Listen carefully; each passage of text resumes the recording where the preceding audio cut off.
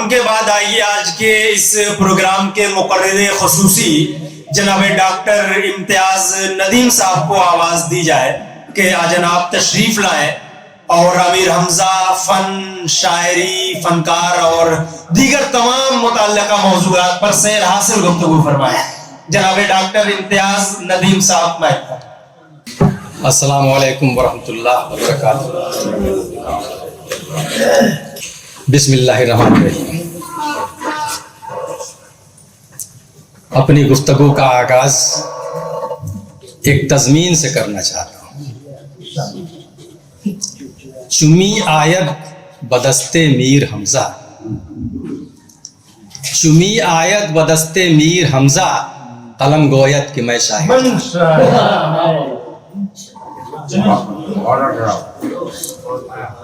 امیر حمزہ اعظمی کے تعلق سے برسوں سے گفتگو ہوتی رہتی ہے۔ آج کی اس محفل میں خصوصی طور پر اور ہوٹلوں پر عمومی طور پر ایسے کم لوگ ملیں گے جو ہر جگہ ذکر میں رہتے ہیں۔ آج میرے لیے سب سے بڑا مسئلہ یہ ہے کہ میں امیر حمزہ اعظمی کو کیا سمجھوں، ایک شاعر، ایک نثر نگار، ایک مزاح نگار، ایک طنز نگار یا ایک صحافی؟ ہر فن میں، ہر میدان میں ان کا ایک خاص مقام ہے، مقام مخصوص نہیں۔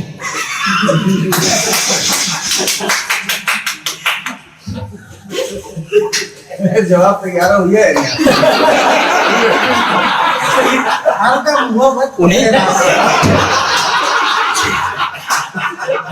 یہ لفظ انہی کا دیا ہوا ہے،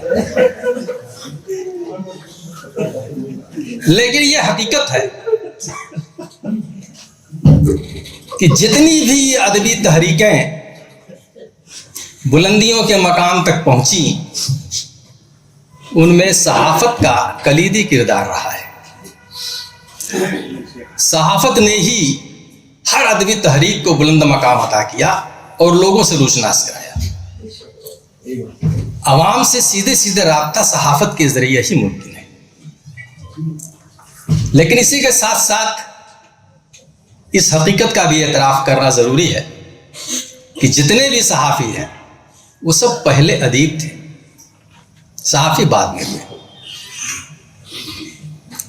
1822 عیسوی میں جب اردو کا اولین اخبار کلکتہ سے شائع ہوا تو اس سے وابستہ افراد کا تعلق پہلے ادب ہی سے تھا۔ ادیبوں نے ہی آگے بڑھ کر صحافت کی بنیاد ڈالی اور اسے وسیع میدان عطا کیا، فکر کے اعتبار سے بھی، الفاظ کے اعتبار سے بھی۔ صحافت ہے کیا؟ روزانہ سماج میں رونما ہونے والے واقعات اور حالات، تہذیبی، ثقافتی اور تفریحی سرگرمیوں کی اطلاعات عوام الناس تک پہنچانے کا کام صحافت کے ذریعے ہوتا ہے۔ سیدھی سادی تعریف میں ہم اتنا کر سکتے ہیں۔ اور ادب میں قلمکار اپنے نظریات، افکار کو خوبصورت لفظوں کا جامہ پہنا کر قارئین کی خدمت میں پیش کرے گا۔ ادب قلمکار کے ذاتی تجربات ہوتے ہیں، صحافت عوام کے حالات و واقعات ہوتے ہیں۔ ادبی تحریروں میں ادیب کی شخصیت، اس کی طبیعت، اس کا جذبہ، اس کا احساس، ہر چیز شامل ہوتی ہے۔ ادبی تحریر لکھنے والے اپنے خیالات کی گہرائیوں سے لکھنے کے لیے آزاد ہیں، جبکہ صحافت میں صرف حقائق کو پیش کرنے کی آزادی ہے۔ ادیب اپنے خیالات و نظریات کا اظہار کرتا ہے اور صحافی معاشرے کے خیالات و نظریات کا اظہار کرتا ہے۔ یہ دونوں کے بنیادی فرق ہے۔ اسی طرح ادب کے لیے کوئی وقت مقرر نہیں ہے، لیکن صحافت کے لیے ایک وقت مقرر ہے۔ اس مقررہ وقت سے ہٹ کر صحافت اپنا کردار صحیح طریقے سے ادا نہیں کر سکتی۔ ادب اور صحافت کی زبان میں بھی فرق ہوتا ہے۔ صحافت کی زبان عوام الناس کی زبان ہوتی ہے، عام فہم، آسان زبان ہوتی ہے، جبکہ ادب کی زبان ثقیل ہوتی ہے، خاشاک آپ نے پڑھا ہوگا، محسوس کر لیا ہوگا، اور اخبارات میں خبریں بھی پڑھے ہوں گے، محسوس کیا ہوگا۔ دونوں چیزیں امیر حمزہ کے پاس موجود ہیں۔ صحافت کی زبان کو پہلی نظر پہ پڑھ کر سمجھا جا سکتا ہے، لیکن ادب کی زبان کو سمجھنے کے لیے کبھی کبھی لغت کی ضرورت پڑتی ہے۔ حمزہ صاحب کی تیسری خصوصیت آتی ہے مزاح۔ بہترین مزاح وہ ہے جو کسی شعوری کاوش کا رہن منت نہ ہو، بلکہ از خود حالات و واقعات کے کسی مخصوص کردار کی ناہمواریوں سے پیدا ہو جائے۔ چنانچہ ایک اچھا مزاح نگار کسی غلطی، غلط فہمی اور اتفاق سے کام لیتا ہے، لیکن عملی مذاق سے بہت کم مدد طلب کرتا ہے۔ حمزہ صاحب بات میں بات نکال دیتے ہیں۔ ہم کچھ کہتے ہیں، ہم کو محسوس نہیں ہوتا کہ ہم غلط فہمی کی مبتلا ہیں، حمزہ صاحب اس کا اشارہ کر دیتے ہیں ایک جملے کے اندر۔ طنز، مزاح اور طنز میں کافی فرق ہے۔ طنز میں نشریت ہوتی ہے، جبکہ مزاح میں گدگدی کا احساس ہوتا ہے۔ بہت بڑھیا، کیا بہترین تشریح کیا ہے۔ بہت خوب۔ کسی کے ساتھ مذاق کرنے کو مزاح کہتے ہیں، کسی کا مذاق اڑانے کو طنز کہتے ہیں۔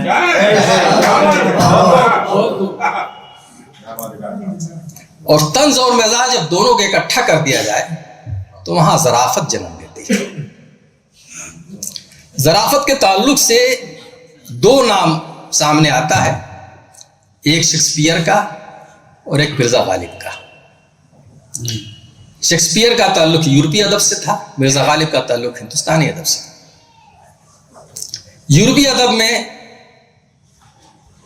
اور ہندوستانی ادب میں جو بنیادی فرق ہے وہ یہ ہے کہ یورپ کا ادب زیادہ تر خارجی ہوتا ہے، جبکہ ہندوستان کا ادب داخلی ہوتا ہے۔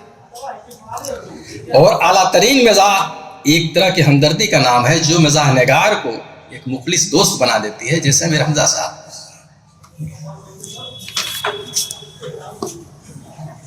غالب کے یہاں مزاح کی ایک خوبصورت دنیا آباد ہے۔ ان کی شاعری، ان کی نثر، خصوصاً ان کے مکتوبات مزاحیہ تخلیق کے معیاری ثبوت ہیں۔ ان کے اسی فن کی وجہ سے حال ہی نے ان کو حیوان ظریف کہا۔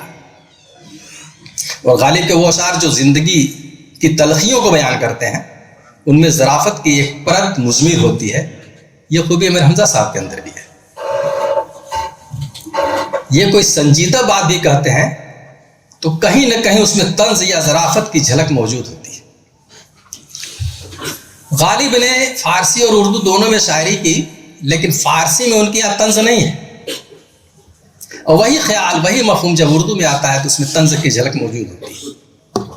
مثال کے طور پر ان کا ایک فارسی کا شعر ہے، گفتنی نیست کی بر غالب ناکام چرفت، می تواں یافت کی بندہ خدا وند نداشت۔ لیکن اسی مفہوم کو جب اردو میں وہ لے آتے ہیں تو کہتے ہیں کہ زندگی اپنی جب اس شکل میں گزری غالب، ہم بھی کیا یاد کریں گے کہ خدا رکھتے تھے۔ جیسے یہ شعر اردو میں آیا، ان کا طنزیہ انداز، اس کا مزاحیہ انداز، ان کا ظرافت کا انداز ابھر آیا۔ امیر حمزہ اعظمی کو غالب کے بعد ہم دیکھتے ہیں۔ غالب کو ہم نے دیکھا نہیں، صرف پڑھا ہے۔ امیر حمزہ اعظمی کو ہم پڑھتے بھی ہیں اور دیکھتے بھی ہیں، اور ہم یہ کہہ سکتے ہیں کہ جو طنز و مزاح کا سلسلہ شیکسپیئر سے شروع ہوا وہ ہندوستان میں غالب سے ہوتے ہوئے امیر حمزہ تک پہنچا۔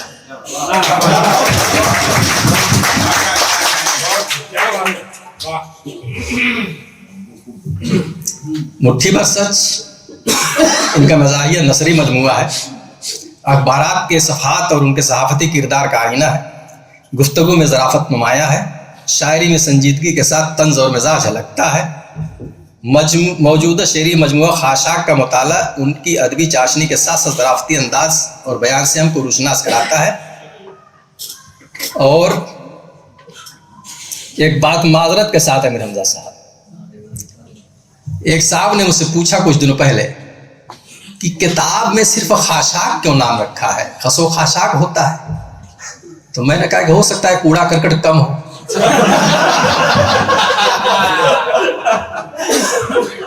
اب تو جو لوگ پڑھتے ہیں پڑھیں اس کو پوری طریقے سے، وہ فیصلہ کریں گے کہ پہلی کتاب اور آخری کتاب میں کتنا فرق ہے۔ بہرحال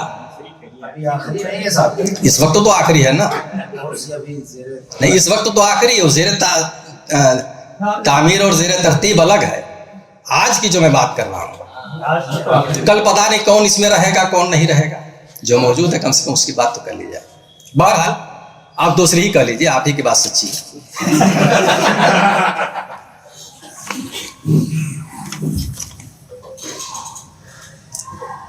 امیر حمزہ صاحب کی شاعری کے تعلق سے کچھ باتیں، اچھی خاصی باتیں ہو چکی ہیں، اور تھوڑی بہت بات مجھ کو بھی کرنی ہے، ورنہ آج کا یہ حق ادا نہیں ہوگا جس حیثیت سے مجھ کو یہاں بلایا گیا ہے۔ حمزہ صاحب کے اشعار کو پڑھیے اور محسوس کیجیے کہ انہوں نے کون کون سی عنوانات اس میں شامل کی ہیں، کس طرح کی تفہیم نظر آتی۔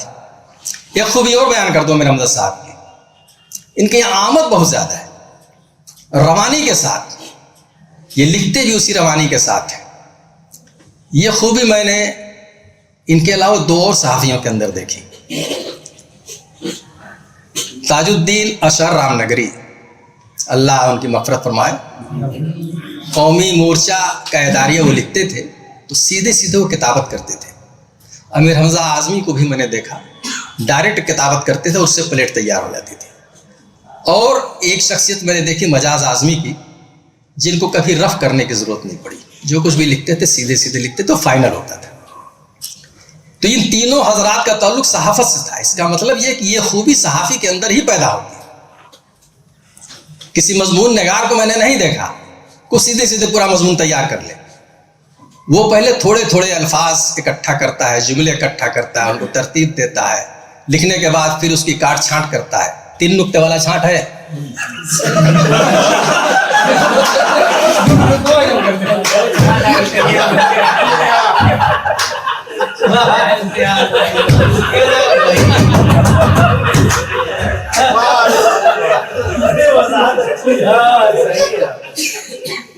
اور اس کے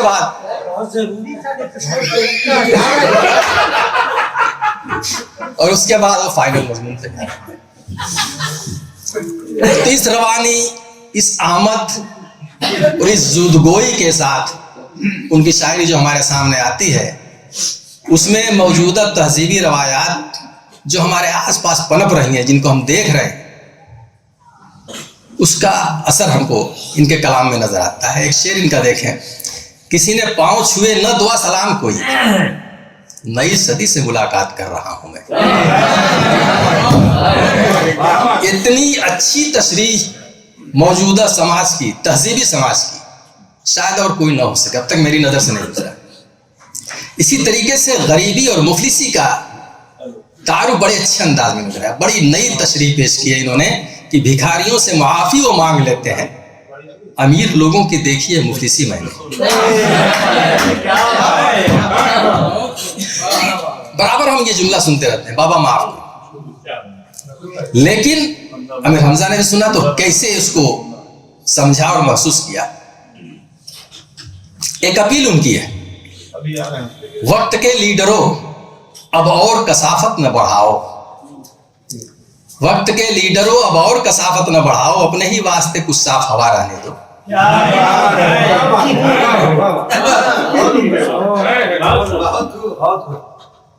اور اس سچائی کا بھی مشاہدہ کریں کہ ایمان، انا، پیار، ضمیر اور وفائیں، ایمان، انا، پیار، ضمیر اور وفائیں، بازار چلے جاؤ تو کیا کا نہیں ملتا۔ یہ وہ سچائیاں ہیں جن کا مشاہدہ ہم روز کرتے ہیں، اور امیر حمزہ نے اسے اپنے اشعار میں جگہ دی۔ اور بے حسی کی ایک حقیقت یہ بھی دیکھیں کہ اب مہاجر کو نہیں ملتے ہیں انصار کہیں، اب مہاجر کو نہیں ملتے ہیں انصار کوئی، اپنی بستی سے ذرا سوچ کے ہجرت کر رہا ہے۔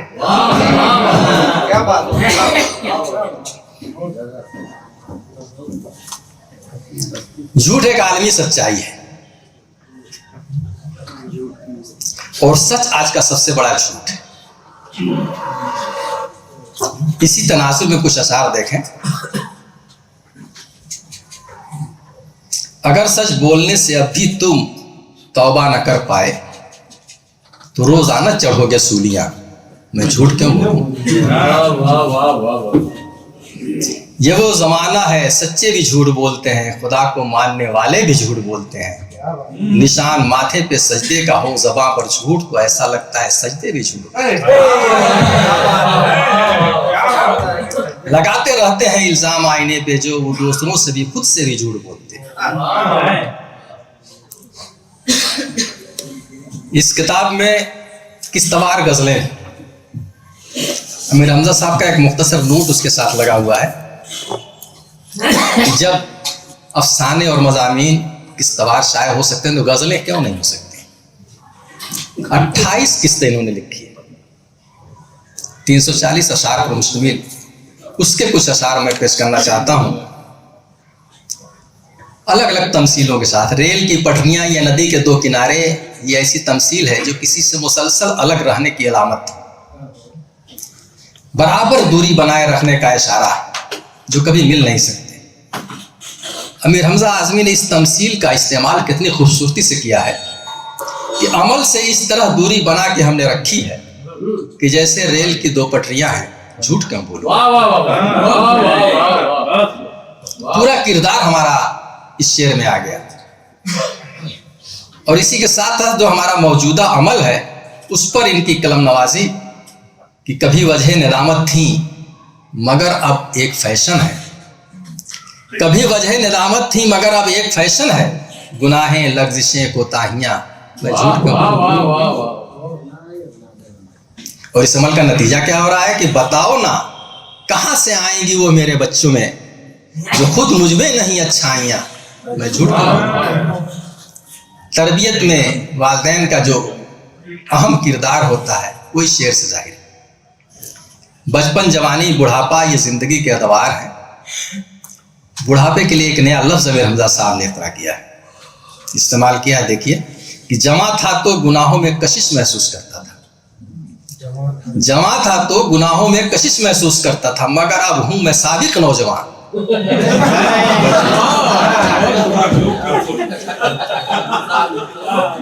अब कम से कम आप खुद को बूढ़ा नहीं कर सकते।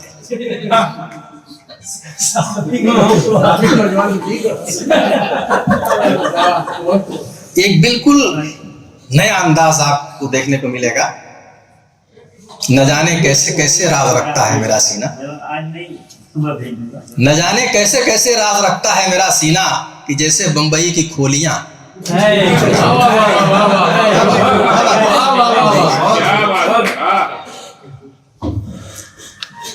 अल्फाज पर इनको कुदरत हासिल हमेशा रही है,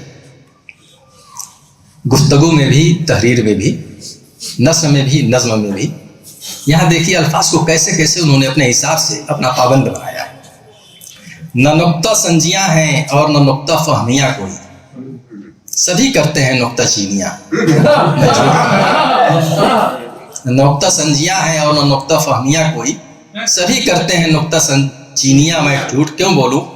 और एक शेर की विनय कटियार अगर तेवर बदल दे अपनी बातों का तो खुद हैरान हो हैरानियां, मैं झूठ क्यों बोलूं। एक शेर मुझको याद आ रहा है किसी का, हुई ये खूने गरीबा से परवरिश इनकी, मिजाज देखो तो परवरदिगार जैसा है। ये परवरदिगारियत। और फिर अब तारीख के औराक उलटिए तो आपको कुछ और नाम मिलेंगे, नमरूदियत, शद्दादियत, फिरौनियत। ये सारे अल्फाज हमारी ज़िंदगी में कहीं ना कहीं नज़र आ जाते हैं। अमीर हमजा साहब ने भी इसका इस्तेमाल किया है कि खुदा बनकर अगर बोलोगे तुम भी डूब जाओगे। खुदा बनकर अगर बोलोगे तुम भी डूब जाओगे कि डूबी हैं सदा फिरौनियां, मैं झूठ क्यों बोलूं।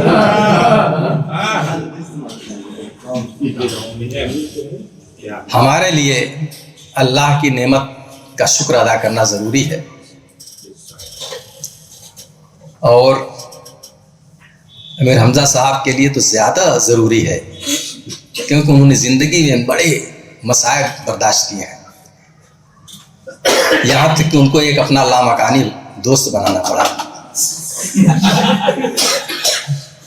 अगर गिनती करूं अपने खुदा की नेमतों की मैं, अगर गिनती करूं अपने खुदा की नेमतों की मैं तो ख़त्म हो जाएं सारी गिनतियां, मैं झूठ क्यों बोल रहा हूं। इससे ज़्यादा वुसअत शायद न मिल सके। मिली है जिंदगी तो मौत की तैयारियां कर लो, अगर हो तुम्हें कुछ होशियारियां मैं झूठ क्यों बोलूं। सच्चाई का आईना दिखाने की कोशिश की इन्होंने बहुत से अशार में, उनको आप समाप्त फरमाएं कि न मानो बात मेरे दिल की,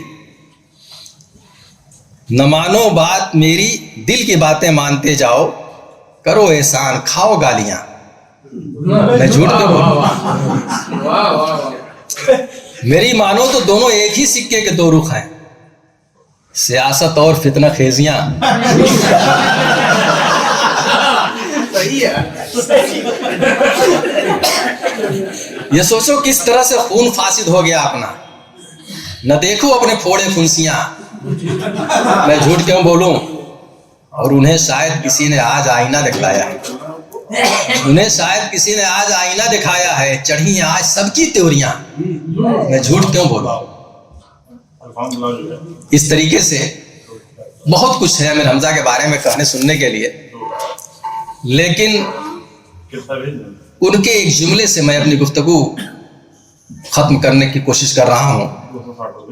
गजुमला कि इससे पहले अभी थोड़ी देर पहले असलम एडवोकेट साहब ने जो कलम के ताल्लुक से उनकी नज्म का इशारा दिया था, अल्लज़ी अल्लमा बिल कलम, या कलम की कसम खाई गई कुरान में अल्लाह की तरफ से, या और कुरान में जगह जगह कलम का जिक्र आया है। और सबसे मजबूत सहारा इंसान के लिए कलम ही है। जिसने कलम छोड़ दिया उसकी ज़िंदगी में बड़े नशब फराज आए, और उसी कलम के तराशों के ज़रिए से जो खाशाक इकट्ठा हुए हैं वही इस किताब की शक्ल में हमारे सामने आए हैं।